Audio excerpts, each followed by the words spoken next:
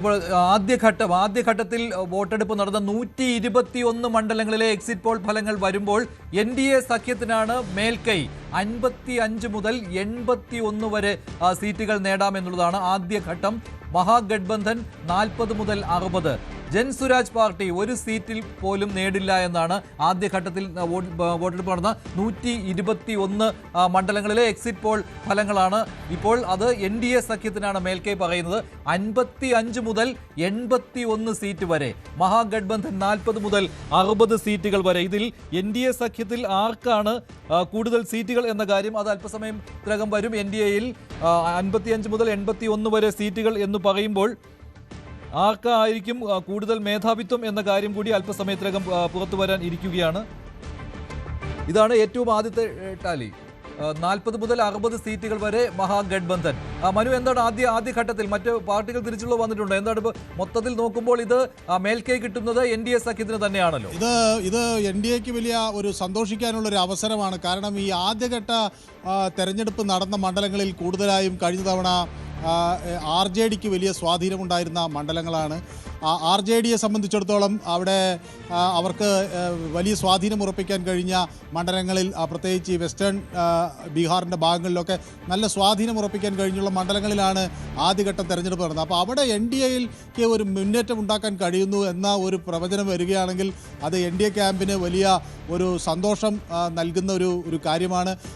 മാത്രമല്ല BJPയുടെ ചില പ്രമുഖ സ്ഥാനാർത്ഥികൾ, സാമ്രാട്ട് ചൗധരി, അതുപോലെ BJP ആദ്യമായി പരീക്ഷിച്ച മിഥില തുടങ്ങിയ ഠാക്കൂർ തുടങ്ങിയ ആളുകളൊക്കെ ആദ്യഘട്ട തെരഞ്ഞെടുപ്പിലാണ് മത്സരിച്ചത്. അപ്പോൾ ആദ്യഘട്ട തെരഞ്ഞെടുപ്പിൽ അവർക്കൊരു മേൽക്കൈ ഉണ്ടാക്കാൻ കഴിഞ്ഞു എന്നത് വലിയ തന്ത്രപ്രധാനമായൊരു നേട്ടമായി വേണമെങ്കിൽ നമുക്ക് വിലയിരുത്താം. BJP ക്യാമ്പിന് ചിയർ ചെയ്യാനുള്ളൊരു അവസരമാണ് അത് നൽകുന്നത്. അത് മാത്രമല്ല, കഴിഞ്ഞ തവണത്തേക്കാൾ കൂടുതലാണ്. കഴിഞ്ഞ തവണ ഇതേ മണ്ഡലങ്ങൾ നോക്കുമ്പോൾ അവിടെ 60 മുതൽ 70 സീറ്റുകൾ വരെയായിരുന്നു NDAക്ക് കിട്ടിയിരുന്നത്. അവിടെ നിന്നാണ് നില കൂടുതൽ മെച്ചപ്പെടുത്തി 55 മുതൽ 81 സീറ്റ് വരെ കിട്ടാം എന്നുള്ളതായിരുന്നു വന്നിരിക്കുന്നത്. എന്തായാലും കഴിഞ്ഞ തവണത്തേക്കാൾ നില കുറച്ചുകൂടി മെച്ചപ്പെടുത്തുവാൻ സാധിച്ചിട്ടുണ്ട് എന്ന കാര്യം കൂടി ഉണ്ട്. പക്ഷേ RJD, കോൺഗ്രസ്, ഇടത് പാർട്ടികൾ ചേർന്നുള്ള മഹാഗഡ്ബന്ധൻ ആദ്യഘട്ടമായ 121 സീറ്റുകളിൽ 40 മുതൽ 60 സീറ്റുകളിലേക്ക് ഒതുങ്ങും എന്ന് പറയുമ്പോൾ വലിയൊരു ലീഡിലേക്ക് NDA സഖ്യത്തിന് പോകാൻ കഴിയും എന്നുള്ളതാണ്. കിരൺ, മറ്റൊരു കാര്യം കൂടിയുണ്ടല്ലോ.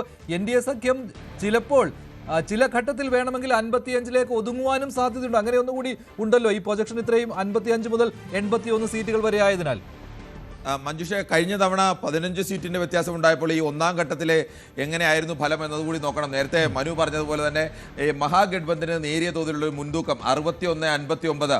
കഴിഞ്ഞ തവണ 61 സീറ്റുകളിലാണ് ഈ മേഖലയിൽ ഒന്നാം ഘട്ടത്തിൽ വോട്ടെടുപ്പ് നടന്ന ഈ മേഖലയിലേക്ക് കഴിഞ്ഞ തവണ മഹാഗഡ്ബന്ധൻ നേടിയത്. NDA 59 എന്നുള്ളതാണ് പറയുന്നത്. ഏറ്റവും കൂടിയ കണക്ക് ഇപ്പോഴും പരിശോധിച്ച് നോക്കിക്കഴിഞ്ഞാൽ NDAക്ക് വലിയ നേട്ടം തന്നെയാണ്.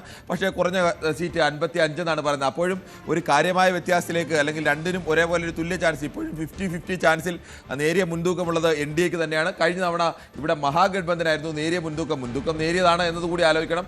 61 സീറ്റുകളുടെ വ്യത്യാസമാണ്. അതിൽ മഹാഗഡ്ബന്ധനിലെ ഓരോ പാർട്ടിക്കും എത്ര സീറ്റ് കിട്ടിയെന്ന് കൂടി നോക്കാം. അവിടെ NDAക്ക് കഴിഞ്ഞ തവണ 59 സീറ്റുകളിൽ 32 സീറ്റുകളും ഈ മേഖലയിൽ ലഭിച്ചത് BJPക്കായിരുന്നു.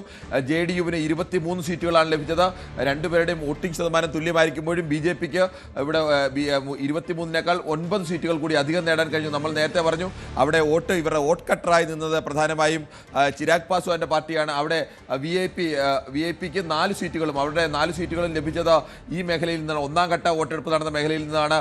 VIP-യുടെ വികാൻസിൽ പാർട്ടിയുടെ വികാൻസിൽ ഇൻസാൻ പാർട്ടിയുടെ 4 സീറ്റുകൾ ലഭിച്ചത് എന്നതുകൂടി അറിയണം. അവർക്ക് 2.04% മാത്രമാണ്.